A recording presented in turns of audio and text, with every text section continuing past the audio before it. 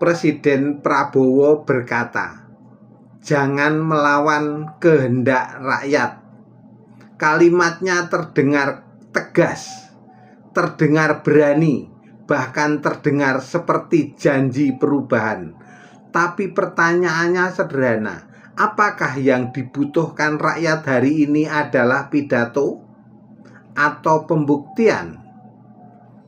Prabowo mengingatkan birokrat, polisi, tentara, hingga jaksa bahwa jabatan mereka berasal dari rakyat, bahwa mereka adalah pelayan rakyat. Kalimat itu benar, tidak ada yang salah. Masalahnya, rakyat sudah terlalu sering mendengar kalimat yang benar. Yang belum terlalu sering mereka lihat adalah kenyataan yang sejalan dengan kalimat itu.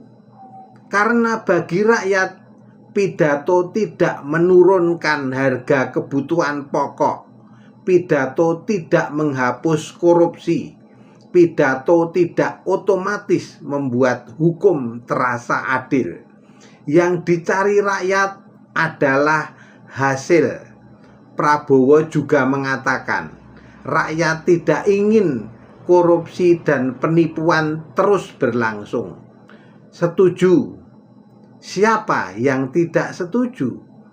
Tetapi justru karena itulah publik akan mengukur pemerintah bukan dari kerasnya pidato, melainkan dari konsistensi tindakan. Apakah penegakan hukum benar-benar berlaku sama bagi semua? Apakah pejabat yang bermasalah diproses tanpa pandang bulu? Apakah janji pemberantasan korupsi benar-benar terlihat dalam praktek? Pertanyaan-pertanyaan itulah yang akan dijawab oleh waktu, karena demokrasi tidak hidup oleh tepuk tangan, tetapi oleh akuntabilitas, dan rakyat semakin sulit diyakinkan hanya dengan kata-kata, sebab pada akhirnya yang dikenang sejarah bukan siapa yang paling lantang berpidato, melainkan siapa yang paling banyak membuktikan.